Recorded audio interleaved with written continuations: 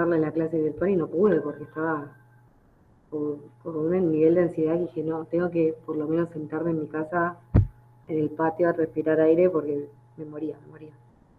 Bastante feo toda la sensación. ¿Te funcionó? Por momentos sí, después se me va.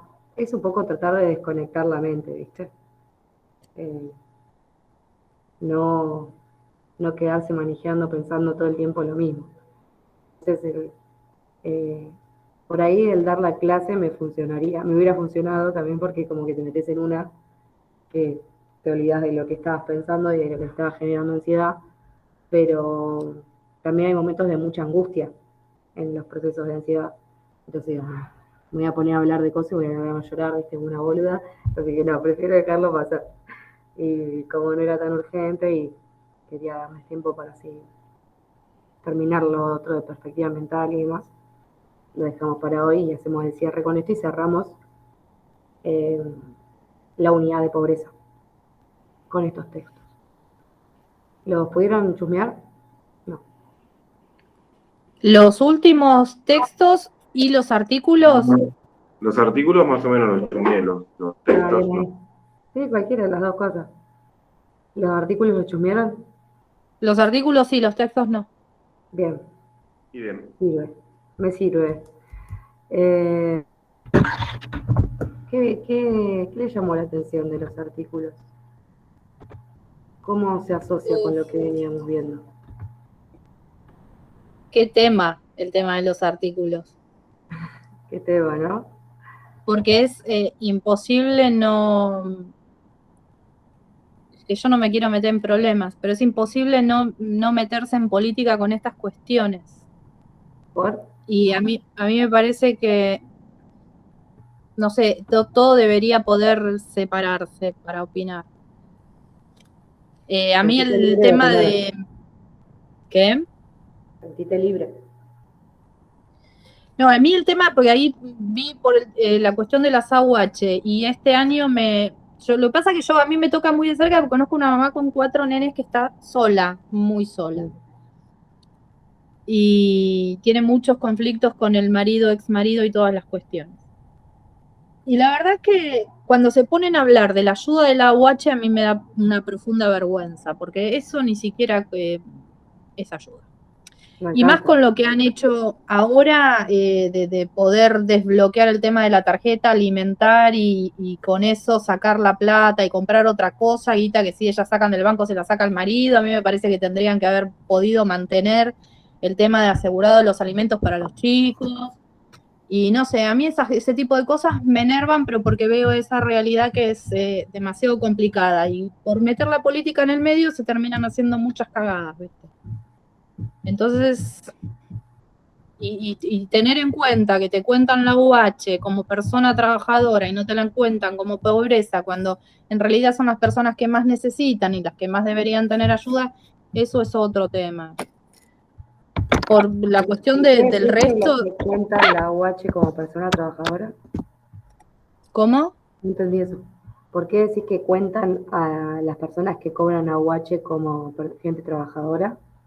Todos los que sean los planes del Estado y las asignaciones, te las cuentan como personas, como tienen un ingreso, son personas que tienen trabajo, no que lo buscan, por Bien. estadística. Entonces, eso, bueno, podemos discutir lo que le parece a cada uno, pero a mí no me parece bien que ahora, en vez de extender ¿qué pueden comer 4 pibes con 12.000 pesos? Porque a mí no me vengan a decir que aumentaron el tema del monto de las tarjetas, porque no es cierto, como tampoco aumentaron las AUH, que no es cierto, lo que aumentaron fueron el límite de edad, que me parece perfecto, porque un chico come hasta su mayoría de edad y más también, pero en función de la asistencia de lo que es la madre, sobre todo, que sí, eso es lo que dice el artículo y concuerdo con eso, es la que más asiste a la familia, la que más pendiente está, ¿cuánto pueden, en vez de ayudar, de ponerles en una tarjeta alimentar, bueno, tenés tanta guita, con esta guita le das de comer a tus hijos? No, no, este tema Tener. me saca porque veo la necesidad en chicos que realmente esa guita no les alcanza para comer, que la madre hace malabares y que mucho tampoco la podés ayudar porque uno tiene sus propias limitaciones y el Estado ahí no llega. Sin duda, las herramientas que provee el Estado para tapar los agujeritos de la pobreza no alcanza para nada. No. Eso ya lo sabemos, ya lo vemos. Incluso estamos yendo contra un discurso, esto que decís vos, es posicionarnos políticamente, lo cual no está mal. Está bueno tener este debate, porque incluso hay mucha gente que está del otro lado de esta brecha. En realidad dice que hay gente que puede vivir de las ayudas o de las asistencias estatales. Vos conoces esa realidad, yo también la conozco, asisto a mujeres en situaciones de violencia de género que tienen muchos hijos y realmente la asistencia social, la ayuda social, no alcanza para nada. Lo de la tarjeta alimentar había sido un gran plan, esto ya es opinión mía, ¿no? Porque bueno, garantizaba por lo menos la asistencia alimentaria. Algo, garantizaba algo.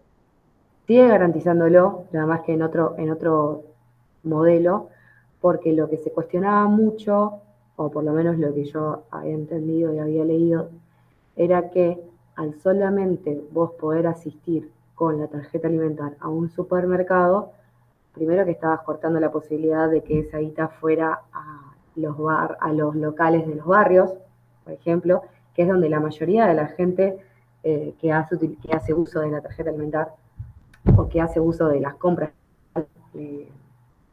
pone dinero en estos locales de barrio, lo cual de todas formas, cualquier negocio que tramite el cobro por tarjeta alimentar lo podía cobrar, no solamente supermercados. Lo que a mí ahora me parece mal, es que esa plata se pueda sacar completa, más allá de la AUH, sino lo de la tarjeta alimentar. ¿Cómo? ¿Que se pueda sacar con qué?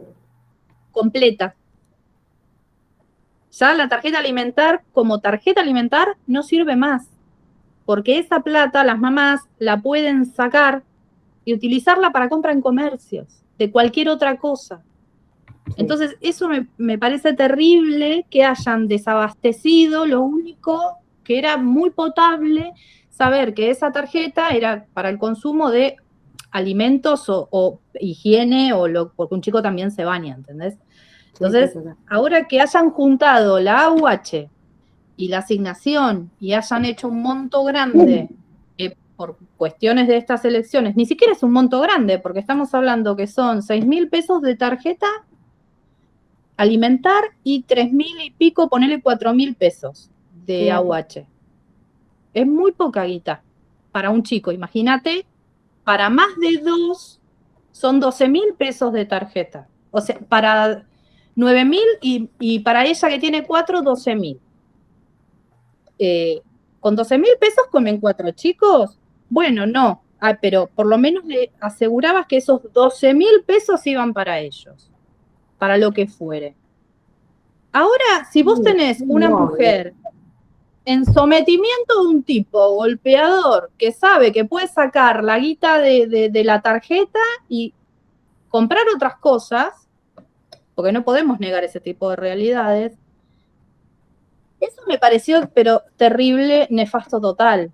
Porque te juntaron toda la plata, hacé con esa plata lo que vos quieras, porque por lo menos mínimamente antes el Estado podía tener ese control, que vos con esa tarjeta comprabas ese alimento, o ese shampoo, o esa pasta de dientes, porque todo es necesario. Y ahora no. Y lo único que hicieron, no solamente que no ampliaron el monto, sino que te ampliaron la edad, pero no te ampliaron la cantidad de chicos a los cuales esa tarjeta llega. Entonces, yo ya cuando escuché eso dije, bueno, ya está perdido una de las tantas cosas que se perdieron también. Sí, yo estoy como en un posicionamiento un poco diferente en eso, porque creo que una de las cosas que se le cuestionaba a la tarjeta alimentaria es que lo que hacía era como subestimar la capacidad de decisión de la gente que lo cobraba, ¿no? Como que solamente podías comprar esto. Pero realmente si el pibe tiene una necesidad de ropa, de irse a comprar una zapatilla porque anda en pata, no podías hacer uso de la tarjeta alimentar para eso. Y también es una necesidad básica, igual que la alimentación, tal vez, casi a la par. Un poco lo que vino a Claro, hablar pero ahí podés esto, tener la extracción de lo que te da la AUH, no necesariamente de pero la la tarjeta AUH es alimentar. mucho menos que la tarjeta alimentar. Pero vos tenés en una 4 y en la otra 6. No es tanto menos la diferencia, en el Sí, caso pero de un las solo hijo. zapatillas más caras, bueno, igual no importa. Es una discusión que... Es que es poca guita igual. Vos estás hablando que de una tarjeta de 12.000 pesos es para más de 2. O sea, 3. Y para uno solo es 6. Con lo cual la proporcionalidad es siniestra. Sí, sí, ¿Cuánto sí, podés sí. comprar? Más allá de la discrecionalidad de la madre, que obviamente nadie más que una madre sabe la necesidad de su hijo. Pero bueno, si vos tenés en ese caso, yo ahí hago la cuenta porque no lo pienso de otro lugar, porque no, si bien conozco la realidad, no vivirla es distinto. Vos tenés 4 chicos, tenés 4 AUH, bueno, le asegurás la comida por un lado y le asegurás las zapatillas con la tarjeta alimentaria y le asegurás ponerle la zapatilla con la AUH. Pero me parece que sacar de la tarjeta alimentar lo que es el gasto solo de comida, cuando hay... Lo que pasa es que yo veo este caso, y yo lo pienso por este caso, que es el más concreto que tengo, el tipo es un nefasto que le saca la plata. Y si antes les podía sacar 4 lucas de lo que era AUH, ahora le va a sacar lo del alimentar y lo del AUH. ¿Sabes qué hay que hacer? Entonces, Hay que empoderarla para que abandone ese tipo. Y pueda hacer ella hacer uso de esa plata que le corresponde a ella y a sus hijos. sí, pero es difícil porque están en un círculo. Sí, es muy difícil salir de la violencia, sobre Sí, todo por uno de los temas que trata el artículo y la bibliografía que les di para leer, que es la poca independencia económica que tienen las mujeres, sí. ¿no? Es uno de los principales problemas de las mujeres, no salen de las situaciones de violencia de género, ¿no? La poca autonomía económica. Y un poco esto de la discusión que se da por la tarjeta alimentaria y eso, está relacionada con políticas públicas, como dice uno de los textos, está enfocada en un tipo específico de concepto de pobreza, ¿no? Que es el enfoque monetario, nos dice, ¿no? Son pobres aquellos que no tienen los bienes necesarios para satisfacer las necesidades básicas. Entonces, la política pública para este tipo de pobreza o para este enfoque de la pobreza va a ser una asistencia monetaria, por ejemplo.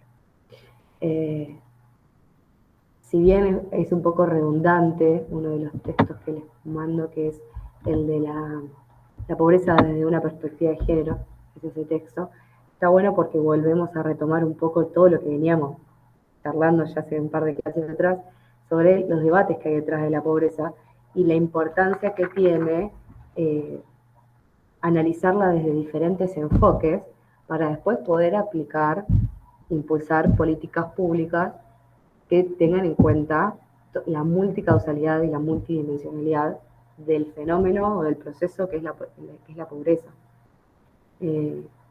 Porque muchas de estas políticas, no digo la UH, a mí la UH la defiendo muchísimo, pero por ahí políticas de asistencia alimentarias anteriores entendían como a la pobreza como algo circunstancial, ¿no? Incluso hay una medida que yo critico mucho y que sin embargo la he tramitado para ciertas mujeres, es un subsidio de 6 meses, un subsidio económico para personas que estén en situaciones de violencia de género o para personas que tengan hijos y de los cuales los padres no pasen la famosa cuota alimentaria, ¿no? Que se llama Programa Acompañar, que en 6 meses pretende que las mujeres consigan la autonomía económica, la autonomía simbólica, ideológica, para poder salir de las situaciones de violencia, y al mismo tiempo no es compatible con otros programas como el potenciar trabajo. Entonces, es un salario mínimo el que te dan, que creo que hoy está en 28 mil pesos, y cuando sabemos que un alquiler mínimo está hoy que 12 lucas, ponele, de una habitación, Ponele. Sí, de una alquilar. habitación en el barrio. ¿Qué decías, Omar? No, que pagás barato, digo. Ah, Sí, re barato. ponele. Como muy barato conseguís eso, ¿no? Ya digo, en el medio del barrio, con pocos servicios y monoambiente para que vivan personas hacinadas o una sola persona. Entonces, este tipo de políticas, que si bien son políticas que nacen desde el Ministerio de Género, por ejemplo, le faltan perspectiva de género. Y le faltan, sobre todo, perspectiva social de clase. Porque es un poco de lo que habla el texto, ¿no? Cuando tenemos que hablar de pobreza, la tenemos que tratar desde un enfoque multidimensional en el cual el género es un aspecto más.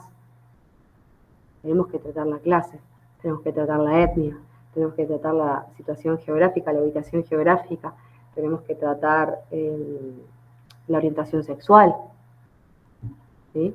En la pobreza son todos estos factores que van a intervenir y van a hacer que la pobreza sea un fenómeno que no lo podemos analizar simplificadamente.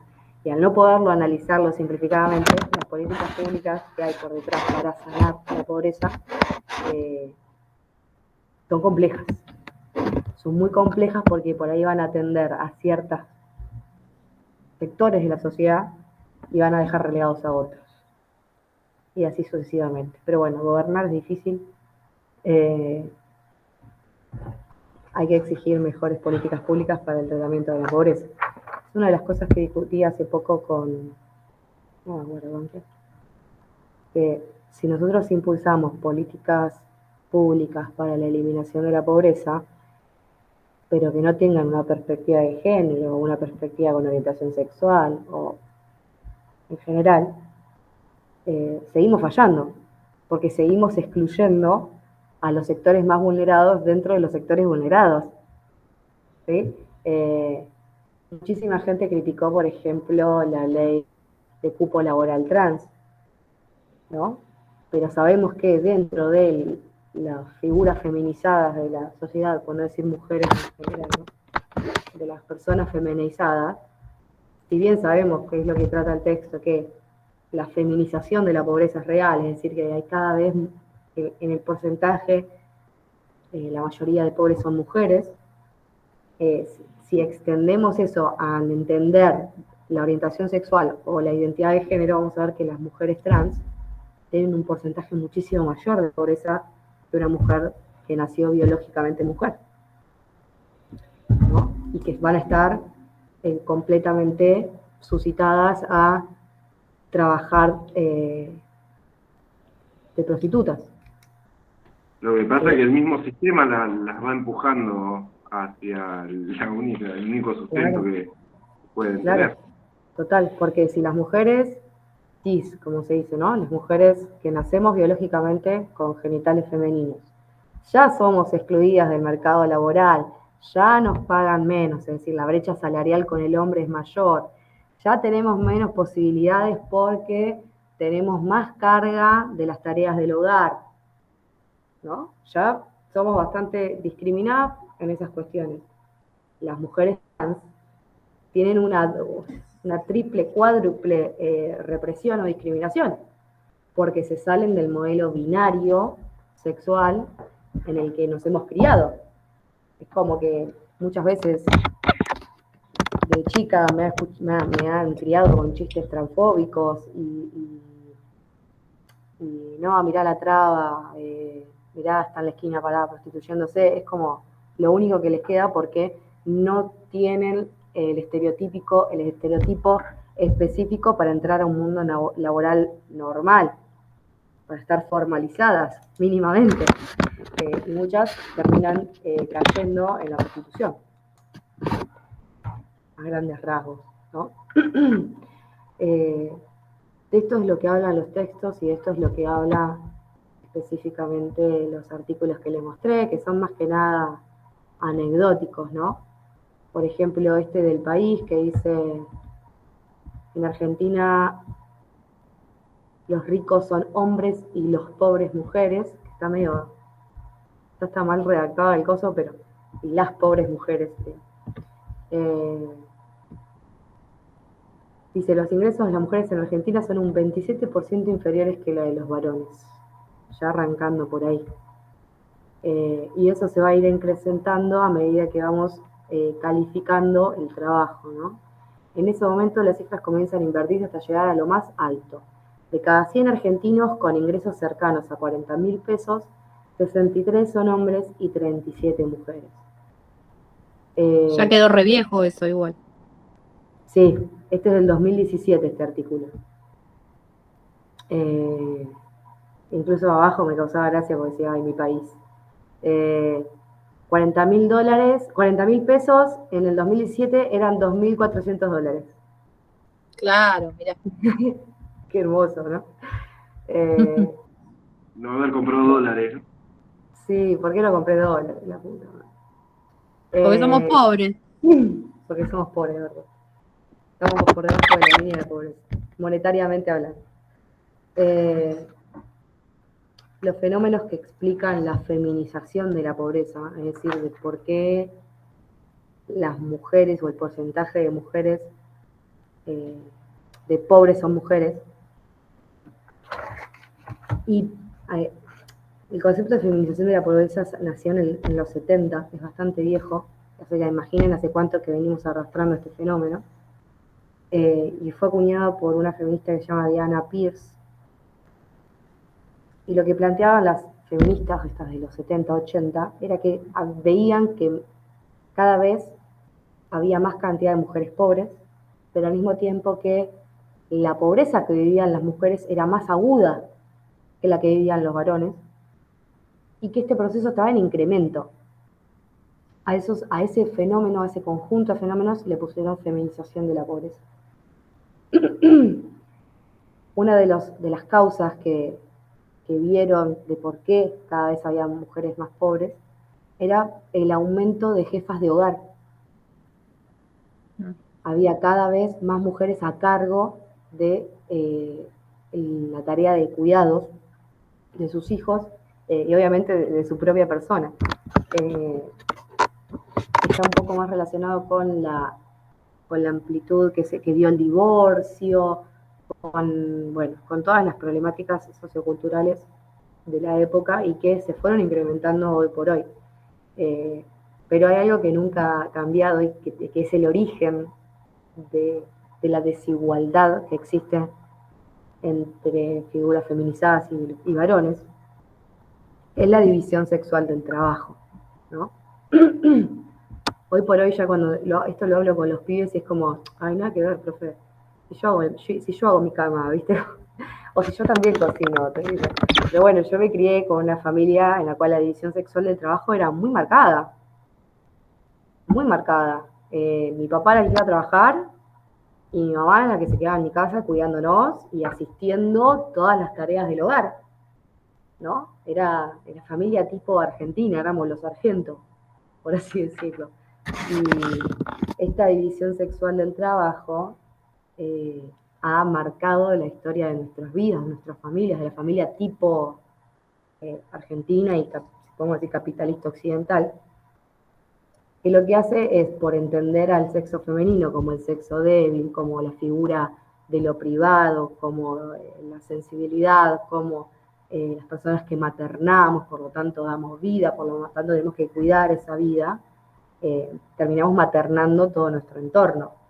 Maternar nuestro entorno implica maternar a nuestros compañeros, por así decirlo, ¿no? A los varones. Y lo que hace la división sexual de trabajo fue destinar a la mujer al ámbito de lo privado, al ámbito del hogar, y a los varones al ámbito de lo público. ¿Qué piensan de esto? ¿Están de acuerdo? Socialmente sí. Sí. O sea, a mí me cuesta verlo en mi hogar, digamos, y en mi crianza, porque yo vengo de 4 generaciones de matriarcados. Matriarcados. Sí. Y habiendo, digamos, bisabuelo, abuelo, padre, hoy marido, siempre la casa, digamos, no sé si está bien decirlo, pero siempre se hizo lo que la mujer decía, no lo que decía el hombre. Claro. Y si bien sí, desde la época de mi bisabuela, ya mi abuela no, porque mi abuela laburó siempre, se fue a laburar, y vos también andá a laburar, y en casa laburamos todos, y acá se terminó la historia. Sí, mi bisabuela se quedó en la casa a cuidar los hijos, y mi bisabuelo es el que iba al frigorífico.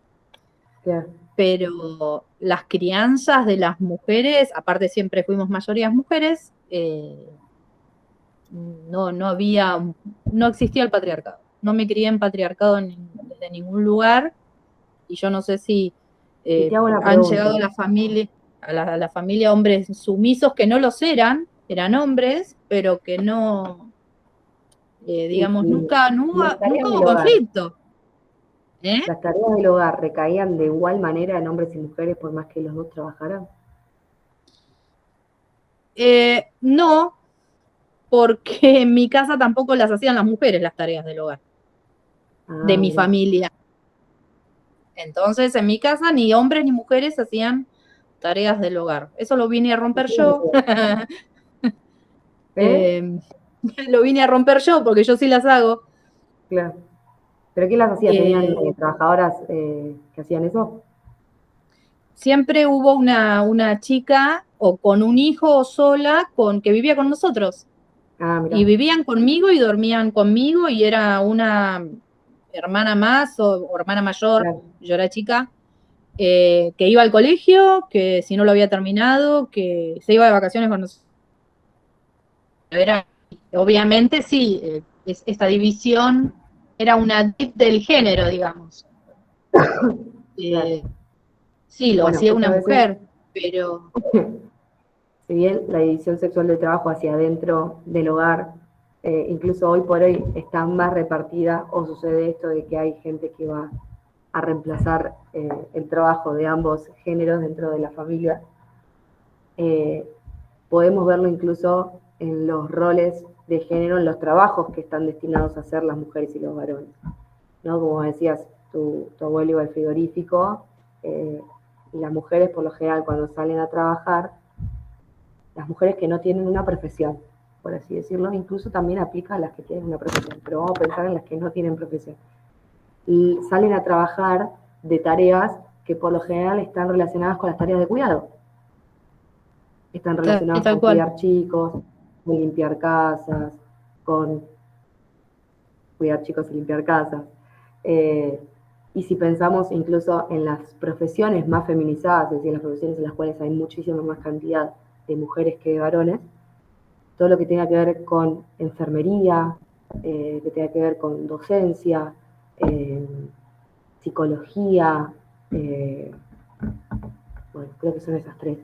Esas tres son profesiones muy feminizadas, porque están también implícitamente relacionadas con las tareas de cuidado, ¿sí? Con cuidar al otro, escucharlo hablar, en este caso sanarlo, en caso de las enfermeras, asistir, ¿sí?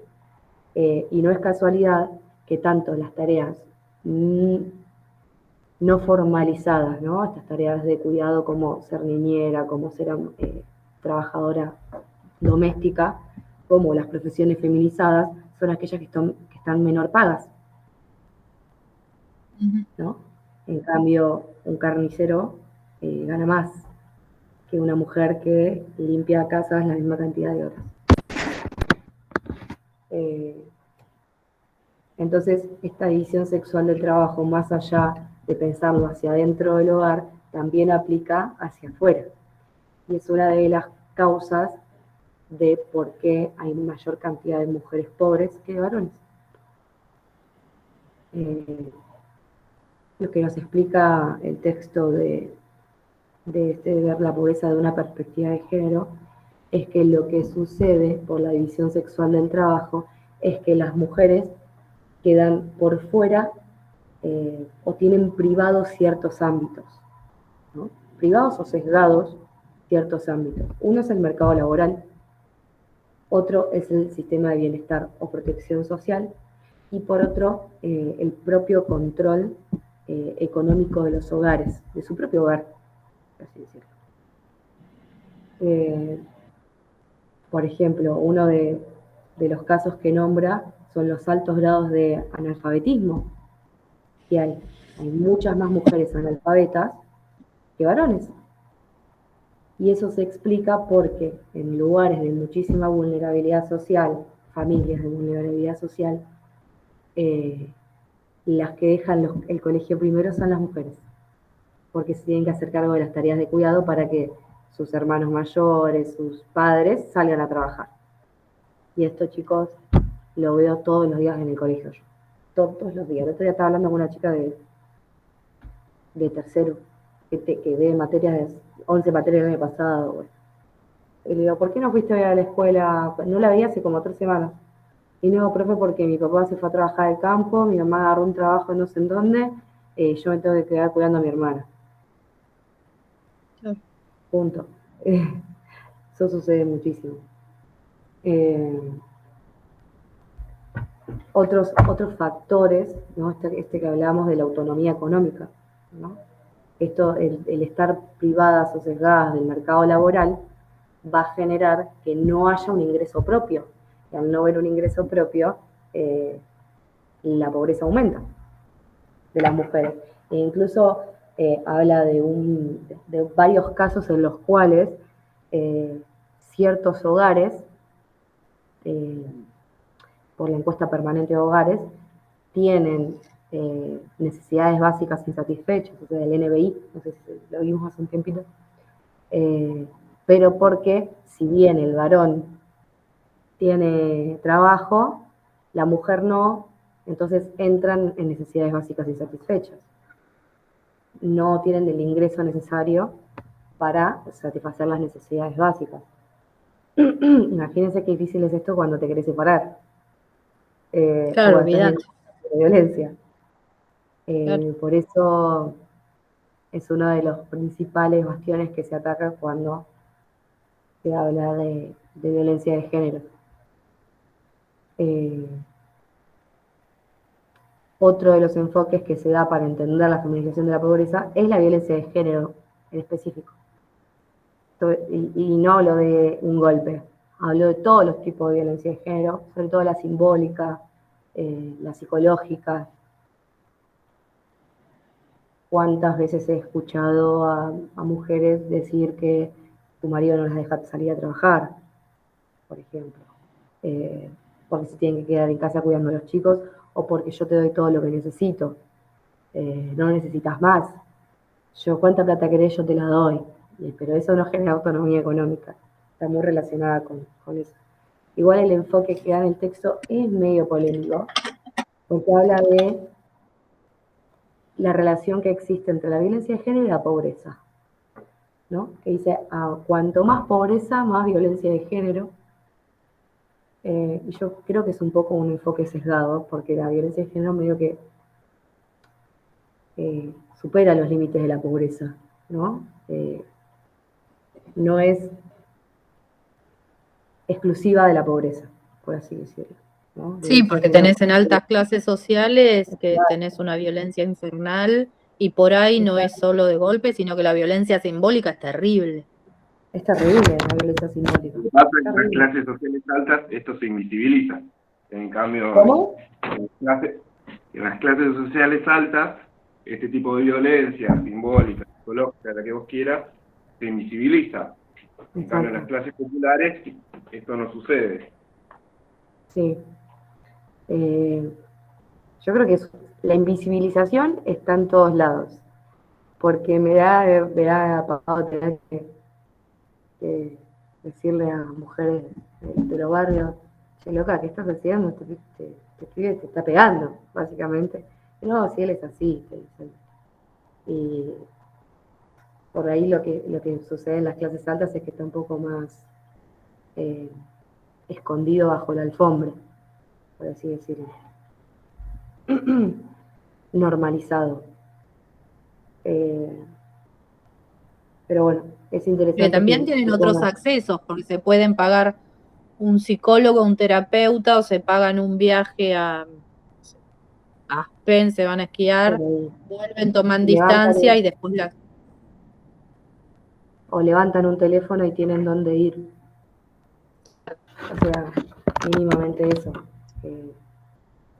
Muchas veces pasa que las mujeres no se van de la situación de violencia por la autonomía económica, pero todo lo que eso conlleva, porque se tienen que llevar a los chicos.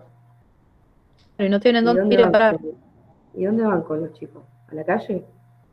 Prefieren quedarse en la casa con el violento.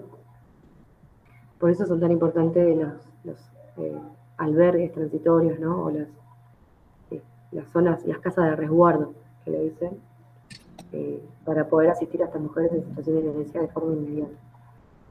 Por lo general son mujeres pobres, eso sí, no hay que negarlo, pero la violencia de género no es exclusiva de la pobreza. Van a ver cuando lean el texto que van a darme un poco la razón en eso, que es medio raro el enfoque que pega. Pero porque está muy ligado a lo monetario. El otro punto que pone como enfoque para analizar la feminización de la pobreza es este trabajo no remunerado de las tareas de cuidado. Y de eso habla bastante más el texto de, no me acuerdo el nombre, que es un varón. Valentino... Bueno, no me acuerdo. Ibarra. ¿Cómo? Valentín Ibarra. Ahí va, Valentín Ibarra. Que toma como referente a Silvia Federici, que es una gran autora feminista, creo que socióloga o economista feminista, y habla y pone en foco al trabajo no remunerado de las tareas de cuidado como principal problema y causa de la feminización de la pobreza. Incluso hay muchas autoras, antropólogas, sociólogas, que dicen que este no pago de las tareas cotidianas que hacemos las mujeres, me da un poco de vergüenza si hacemos porque yo no hago un carajo, pero que hacen las mujeres dentro del hogar, fue la base del capitalismo. O sea, incluso hasta ese lado, ¿no? Porque por la explotación de la mujer hacia dentro del hogar permitió el trabajo del hombre fuera de la casa y que sea productivo, ¿no? Incluso hay Foucault también indaga mucho en esto, y es interesante, y esto no es proselitismo, pero hubo una política pública que se lanzó hace muy poco que reconoce el trabajo del hogar de las mujeres que hayan tenido hijos, o sea, los reconocen a través de años de aporte jubilatorio. ¿Escucharon eso alguna vez? ¿Lo escucharon hace poquito? ¿Jubilación de amas de casa? Sí y no. La jubilación de ama de casa creo que ya existía, y existe incluso poder ponerte en blanco, o sea, formalizarte, ponerte en blanco, no, formalizar el trabajo de amas de casa, pero a las mujeres que hubieran trabajado tanta cantidad de años y sus años de aporte no alcanzan para jubilarse, les reconocen hasta un año de aporte jubilatorio por hijo. Ah, esa es la de ahora. Esa es la de porque ahora. La de amas de casa ya no está más, no existe más. Creo que no, la verdad que no sé. No, esa fue derogada. Mirá. Sí, no existe más, tiene razón. Vale. No existe más. Bueno, hace poquito se lanzó esta nueva ley que creo que... Sí, hace unos meses, no hace mucho, pues es de este año. Sí, hace unos meses y salió del Ministerio de Mujeres y de un área que es muy interesante del Estado, la Dirección de Economía Feminista, Dirección de Economía con Perspectiva de Género, una cosa que lo que hace es plantear políticas públicas, sobre todo desde el área de la economía, con perspectiva de género. Y una de esas fue esta. Y la base de esa política pública fue reconocer el trabajo no remunerado que hacemos las mujeres en las tareas de cuidado. Sobre todo cuando tenemos hijos, cuando tienes hijos. Yo la celebré mucho esa política porque es muy revolucionaria a nivel mundial, porque permite que por lo menos en la vejez, es un avance, ¿no? Por lo menos en la vejez tengas acceso a derechos, que es el derecho a una jubilación, ¿no? Por tu trabajo, porque es un trabajo las tareas del hogar. Sobre ese hacen mucho hincapié los dos textos, que después les voy a pasar un videíto, les voy a pasar al grupo, que está buenísimo, que lo relata Mercedes Morán, la actriz. Sí. Está buenísimo, súper claro, yo siempre lo trato con los chicos, y está bueno. Otro de Sí, los de todas factores... formas, a las mujeres que se la han pasado en su casa criando sus hijos y nunca han tenido un aporte porque siempre han laburado en su casa, o bien lo hicieron en negro, me parece que era mucho más beneficioso la jubilación por ama de casa. Sí, Ahí sí tenían totalmente. un acceso directo, Esto yo no sé considerándolo un si es trabajo, ¿no es cierto? no estoy completamente segura, pero son para mujeres que tienen aportes, pero no llegan. Por eso, pero si vos tenés dos Yo no sabía que hijos, estaba derogada, tenés, así que sabía.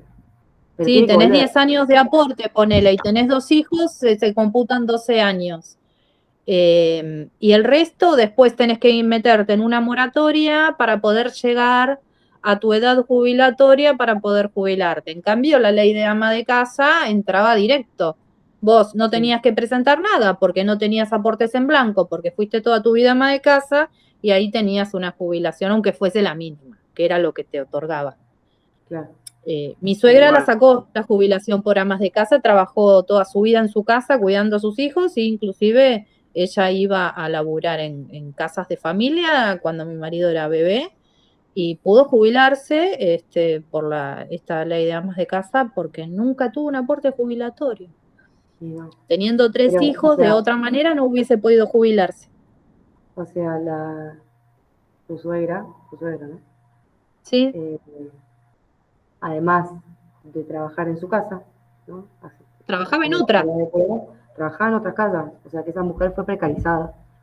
Porque, bueno, hace muchos años no se reconocía el trabajo doméstico en casas ajenas.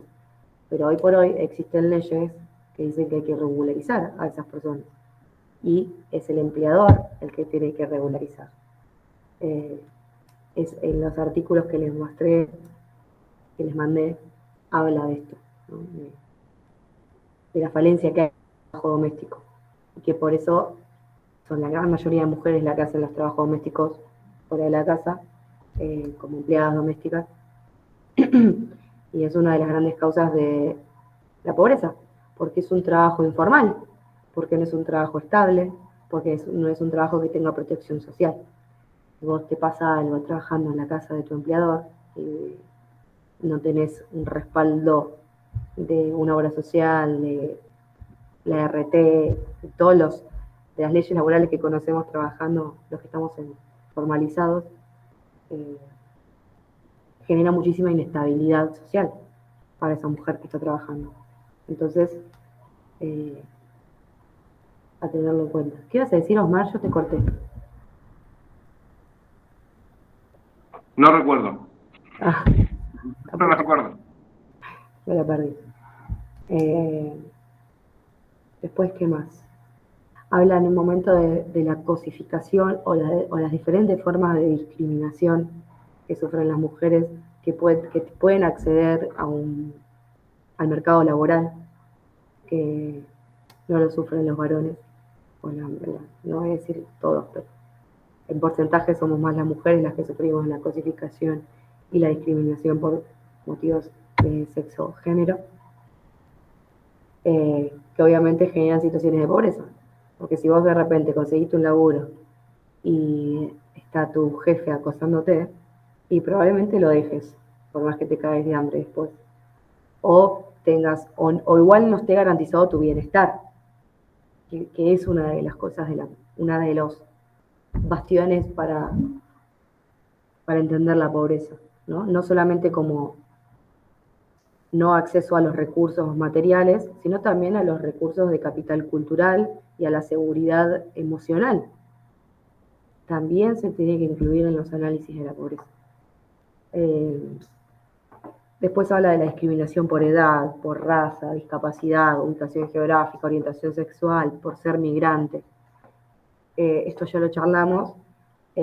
Hay grandes discusiones dentro de los feminismos con respecto a eso, porque, por ejemplo, hay mucha gente que dice que la raza, en realidad, o la etnia, es el factor de mayor discriminación más que el género. O sea, si vos sos negro, pero si sos mujer o varón, te van a discriminar igual. Por ejemplo, es una de las discusiones que se dan hacia adentro. Yo no creo que haya una categoría o un factor por encima del otro, sino que todos operan en cierta manera, generando procesos de desigualdad. Y por eso es necesario el abordaje integral de la pobreza.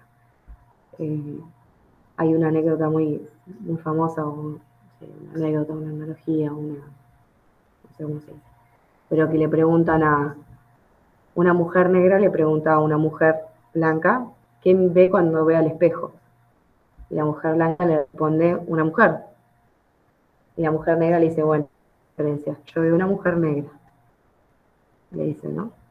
Como para poder entender que estamos atravesados por muchas cosas más allá de nuestro género, y que entre ellos está la etnia, entre ellos está la edad también. Si pensamos en la edad, la gerontofobia es muy común en las mujeres, ¿no? Este miedo a envejecer, miedo a quedar fuera de los márgenes deseables de los varones, miedo a envejecer por el trabajo o por no ser lo suficientemente productiva, miedo a envejecer por no poder gestar más. Entonces, pero bueno, estos factores también los interpelan a los varones, ¿no? Está bueno nombrarlo. La edad, la raza, la discapacidad, la ubicación geográfica, la orientación sexual. ¿Cómo? La religión también, en cuántas religiones es cosificada y es obligado a usar vestimentas o lo que sea. Total. Si sos migrante, ¿no? Siempre estás en una categoría menor, pero bueno, no cualquier migrante. Si sos gringo, probablemente te acepten más que si sos, no sé, paraguayo. Por eso es importante el abordaje integral de la pobreza. Siempre tener en cuenta todos estos factores. Y el otro texto que es, en realidad estamos haciendo un ping-pong entre los dos porque son muy parecidos. El de Valentín, que hace muchísimo más hincapié en América Latina, nombra como diversos factores que son específicos de generación de pobreza, o que son específicos, mejor dicho, de reproducción de la feminización de la pobreza en América Latina, que uno es la gran porcentaje de maternidad temprana que hay en América Latina, sobre todo en Argentina. Tenemos una media muy alta con respecto a la media internacional de mujeres que tienen hijos entre los 15 y 19 años, creo que era el esposo. Y esa es otra de las cosas que te inhabilita para el ingreso al mercado laboral, porque tenés que mentir si tenés un hijo. Al mercado laboral, a tu educación, al capital cultural, y sobre todo teniendo en cuenta los altos porcentajes de abandono parental que hay, en las cuales el cuidado del hijo queda en la madre y en la familia de la madre. Contámelo a mí. Bueno, vos lo viviste en carne propia. Por eso. Vos lo viviste en carne propia. Y si bien no es exclusivo, esta maternidad temprana, por los números que se han manejado, la estadística, es mucho más frecuente en familias o en mujeres que están en una situación de vulnerabilidad social crónica o estructural y que están por fuera de los sistemas educativos. Esto es así. No duele decirlo que son las mujeres pobres las que tienen hijos tempranos, pero la gran mayoría de las estadísticas nos dicen eso. Y cuando lo leía me remontaba a lo que charlábamos el otro día del video de Mayra Arena. ¿Mayra Arena? Sí. De por qué los pobres tienen hijos, ¿no? Una de las causas que le adjudican a la maternidad temprana es la falta de educación sexual integral y de salud integral en general, ¿no? Por la falta de educación sexual integral está muy relacionada con el no ingreso al sistema educativo o a un sistema educativo deficiente, o incluso si lo agrandamos más y lo generalizamos, a un Estado que no está ausente para impartir educación sexual integral ni asegurar la salud reproductiva y sexual necesaria para que esa persona no quede embarazada, no materne. Acá, cuando escucho hablar de que estas mujeres quedan embarazadas así nomás porque les cabe, realmente no hay pastillas, no hay inyecciones en las salitas de los barrios. No hay. En Mechongué no hay, en Mar del Sur no hay. El Estado no está llegando a los de salud barriales. Y si, por más que haya una, 2 cajas, 3 inyecciones, tampoco está la información para que esas mujeres accedan a los métodos anticonceptivos. Ni hablar de los varones, ¿no? Que siempre hablamos de las mujeres, pero no incluimos a los varones en su responsabilidad reproductiva. Sin embargo, preservativos siempre hay en las salitas. Pero bueno, como vivimos en una sociedad patriarcal y machista, siempre recae en las mujeres la responsabilidad de su salud reproductiva y sexual. Otro factor que nombra Ibarra, la persistente brecha salarial. En América Latina es muy alta la brecha de salarios que cobran mujeres y varones aparte. Y lo que dice es que va más allá de la condición de la pobreza. Incluso si analizamos, esto por ahí es un poquito más difundida la información, los puestos gerenciales de las empresas, la gran mayoría son varones. Las mujeres, por lo general, en las estadísticas, lo que nos dice es que no llegan a los puestos de poder o a los puestos de decisión política y demás. El famoso techo de cristal, no sé si lo escucharon hablar alguna vez. Sí. Sí, lo nombra el artículo y además nunca me voy a olvidar cuando al juez le tomaron el examen, que se hizo muy público, que le preguntaron eso y no sabía qué contestar y habló boludeces todo el tiempo. Fue hermoso. Una capacidad de chamullo ese juez, yo no podía creer.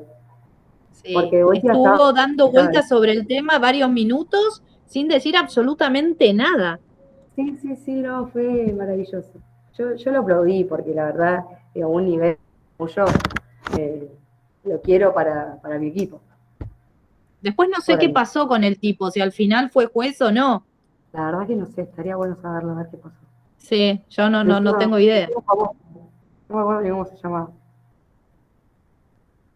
Yo creo que si googleamos, salta por algún lado, en YouTube en algún lado tiene que estar. Porque eso fue mundial, sí. Fue mundial, fue muy bueno. Qué divertido, me había olvidado. La verdad, como que eso, sí. El otro factor que nombra, bueno, es la persistencia de la división sexual del trabajo, esta persistencia de que si bien ya esto de que la mujer se queda en la casa cuidando a los pibes es mucho menos común. Las tareas del hogar siguen recayendo más en mujeres que en los varones. Incluso hace poquito una mujer que se llama Marcela D'Alessandro, de apellido creo que es Marcela, que trabaja, que es la directora de Economía Feminista, me parece. No me acuerdo bien el nombre de la dirección, pero era algo así. Salió como una aplicación, esos tanto que te gustan a vos, Silvina, en el cual, respondiendo unas preguntas, te contabilizaba la cantidad de horas que vos trabajabas en tu hogar, ¿no? Y qué casualidad, las mujeres son trabajan más cantidad que los hombres. Entonces, la división sexual del trabajo sigue pesando muchísimo. En lo simbólico, ¿no? Incluso yo a veces me encuentro limpiando de la casa a mi novio, haciendo cosas que no me corresponden. Y es como estoy chipeada. Bueno, no voy a hacer terapia acá. Después, una baja No, participación pero en el además mercado de hay otra trabajo. división que no te la atienden los textos, y que por lo general son mujeres, no. Son las grandes divisiones. Ay, se me está cortando, no escuché. No, igual mejor porque dije una barbaridad.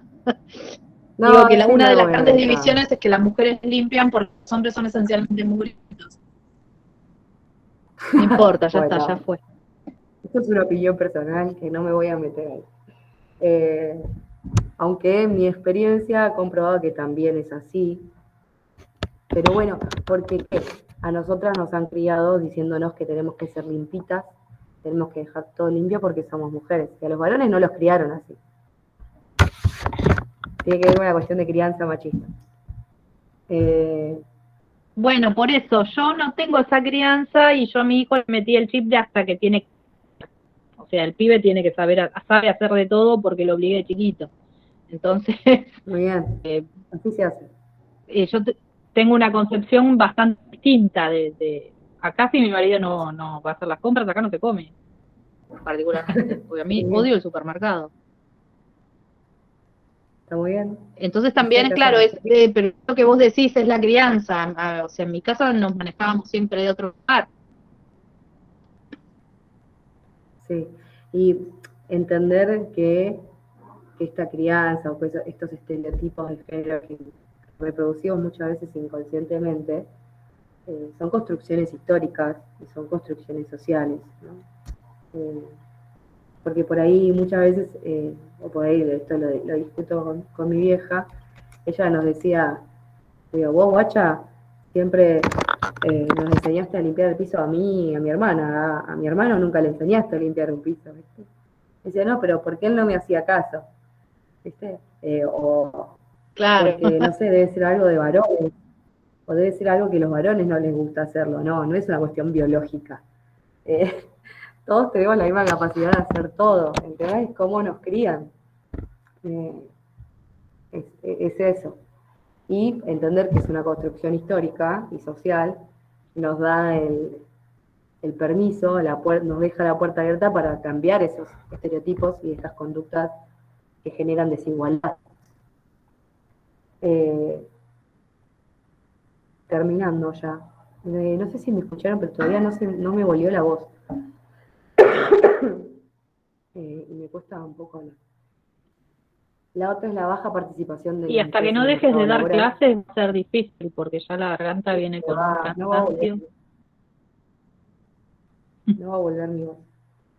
La baja participación en el mercado laboral, pero sobre todo en el mercado laboral formal. La mayoría de las mujeres por ahí tienen trabajo, pero tienen un trabajo que que es informal, que no Ahí se me está cortó, no escuché nada. regularizado. Que la mayoría de las mujeres participan de un mercado laboral informal. Esto ya veníamos hablando. Que por lo tanto genera grandes consecuencias de vulnerabilidad y de exclusión, ¿no? Sobre todo exclusión. Por otro lado, que es interesante porque esto que decíamos de que hay que analizar la pobreza desde diferentes enfoques, no es lo mismo la pobreza urbana que la pobreza rural. Por lo tanto, no va a ser la misma pobreza que vivan las mujeres que viven en la ciudad con las pobrezas de las mujeres que viven en las zonas rurales. Y nombra 3 de los factores principales que hacen que las mujeres en las zonas rurales sean pobres, y uno es el acceso deficiente a la titularidad de las tierras. Es muy difícil encontrar mujeres propietarias de campos, siempre son los varones, por lo tanto no tienen la seguridad de un pedazo de tierra para vender o para trabajar la tierra, bueno, o toda la seguridad que sabemos que nos da la titularidad de un bien. ¿Sí? El otro es el no reconocimiento de su rol, de su trabajo en la producción de alimentos a la escala local, y del trabajo constante que hacen, sobre todo las mujeres campesinas. Hablando de mujeres campesinas, estoy hablando de las agricultoras, en serio, no las dueñas de pools de siembra ni de campos de soja, ¿no? De la mujer o de las familias que realmente llevan a cabo la agricultura familiar. Realmente estas mujeres hacen un trabajo muy grande para la manutención de sus familias, pero también, sobre todo, de las regiones en las que viven, impulsando la soberanía alimentaria, por ejemplo. Y no hay un reconocimiento ni simbólico ni económico. Y la espalda al sol. Exacto, exacto. No vas a ver nunca una mujer rural jubilada, con una jubilación. No existe.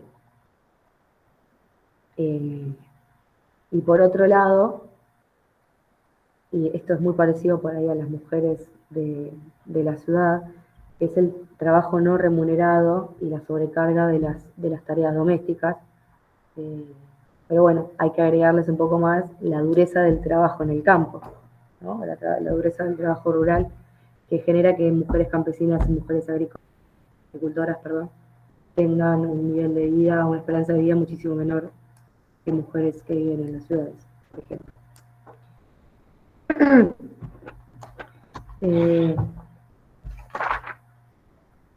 Después no hay mucho más. Es interesante lo que dice Ibarra. Es medio polémico lo último, así que tómenselo con humor. O sea, yo lo banco, pero es polémico.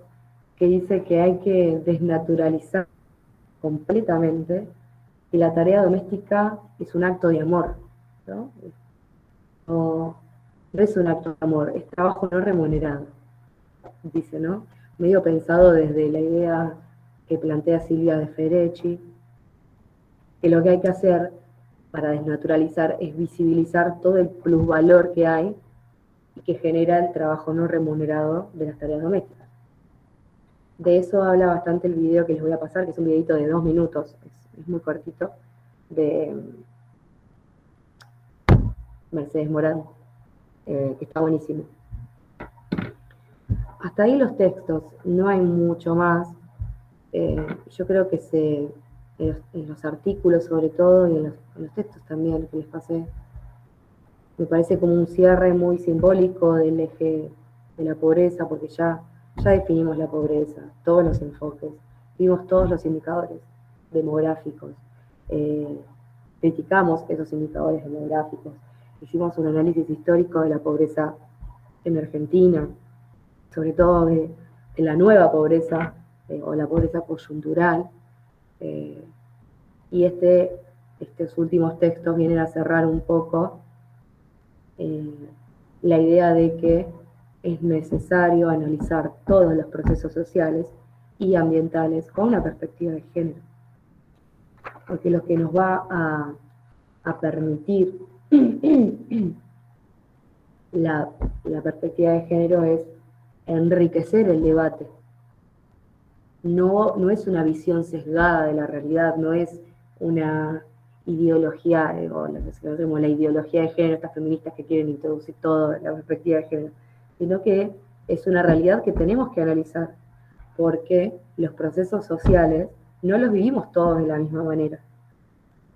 Entonces, ver la pobreza de una perspectiva de género amplía el horizonte de posibilidades y amplía la perspectiva necesaria para implementar políticas públicas que sean efectivas y que tengan en cuenta a los más vulnerados, a los más vulneradas de los vulnerados. ¿No? Y un poco lo que es recurrente bastante en el texto es que esta perspectiva de género lo que hace es enfatizar que la pobreza no es algo que se da en este momento y ya está, no es un fenómeno, sino que la pobreza es un proceso. Entonces, si es un proceso, nosotros tenemos que analizar las causas de por qué hay pobreza en Argentina, por qué hay pobreza en el mundo.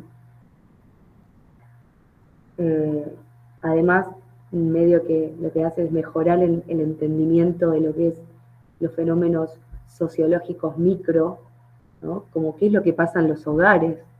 Muchas veces queda por fuera de los análisis sociológicos o geográficos las dinámicas de lo privado.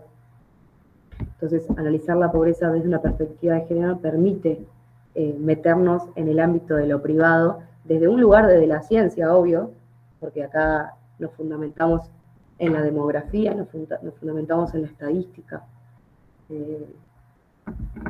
Y sobre todo, lo que hace es dar una explicación sobre la desigualdad, pero basada en las relaciones de poder dentro de los hogares y en el ámbito público también.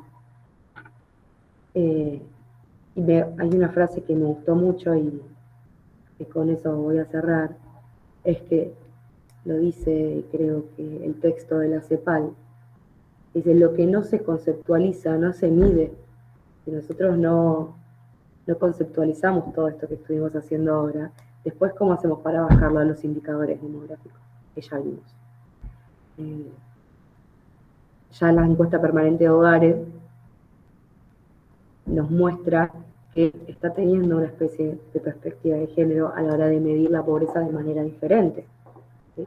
Porque no son las mismas las necesidades de los sectores dentro, de las personas dentro de los mismos sectores de la sociedad. Entonces, aplicar esta perspectiva de género también a los indicadores demográficos es una necesidad.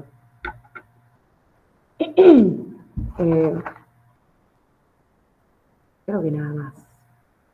¿Alguna acotación? ¿Algo que más les haya interesado de los artículos que los leyeron? Ya los estoy viendo, así que no, si quieren hablen porque estoy en el artículo, a ver si encuentro algo más que me interese. Creo que son todas cuestiones muy cotidianas, o sea, es toda actualidad, lo vivimos todos los días. Más allá de un artículo o de un texto, es algo que se puede extraer totalmente. Mercedes de nuestra cotidianidad. Total. Distribución desigual de las tareas domésticas. Hasta Mercedes Alessandro está en el artículo del País. Y habla bastante Mercedes, así que léanla porque es una grosa. Yo la descubrí hace poquito y tiene intervenciones muy interesantes. Y después el texto de las más pobres de los pobres. Hay una parte que es muy interesante, porque el artículo arranca con qué tienen que ver los femicidios con el aumento de la desocupación. A mí me pareció una locura, porque jamás lo había pensado. Esperen que voy a dejar de compartirles esto y voy a compartirles el otro.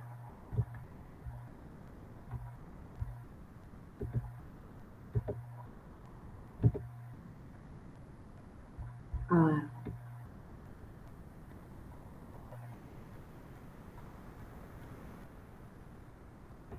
¿Qué nos pasa a quienes garantizamos la reproducción y el cuidado de esta sociedad en un contexto de crisis, ¿no?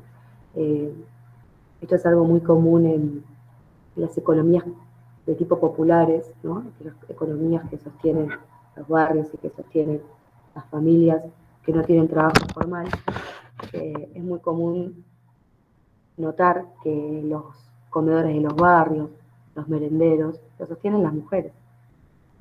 En tiempos de crisis, son las mujeres las que sacan adelante las familias, por así decirlo. Esto también está indicado en varias estadísticas.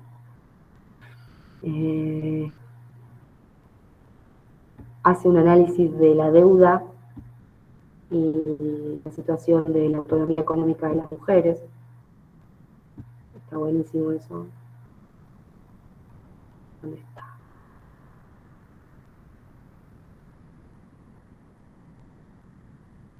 En lo que va del año se registraron 72 femicidios y más del 70% de los casos fueron en el ámbito doméstico. Rita Segato es una antropóloga muy zarpada. Relaciona el aumento de los femicidios a los contextos de crisis económica, porque en estas coyunturas se desmoronan los cimientos sobre los que se construye la identidad de los varones en tanto proveedores. Los femicidios vienen a expresar una forma de reafirmar la identidad masculina y el control sobre nuestros cuerpos y vidas. Es muy interesante, yo nunca lo había pensado de esa manera, pero uno de los mandatos que interpelan a los varones, y que es un mandato patriarcal, es que el varón debe ser sostén de familia, ¿no? Conozco mucha gente que así lo siente, y incluso de forma inconsciente, ¿no? No pensado. Y en contexto de crisis en el cual los varones pierden el trabajo, pierden este rol de proveedores, siente que pierden la propiedad sobre las mujeres. Viene muy pegadito. Entonces, no es casual relacionar femicidios con crisis económicas. Igual habría que ver las estadísticas, a ver qué nos dicen. Yo creo que es un fenómeno más estructural. Pero no está mal. Y sí, porque en muchos casos impactan la autoestima. Exacto. Y al afectar a la autoestima, afecta a las relaciones interpersonales y va a afectar este sentido de la propiedad, ¿no? Que tenemos muy instaurado de cuando estamos en pareja, de que el otro nos pertenece, el otro es un bien más que tenemos que poseer. Ya vamos deconstruyendo eso, me parece igual, pero es interesante. Ya digo, para mí los feminicidios tienen que ver con fenómenos más estructurales, pero también pueden verse identificados por estas crisis económicas. Bueno, ya no me da más el pecho. ¿Algo más que quieran comentar? No, por finalizada la clase. No. Voy a hacer la grabación igual.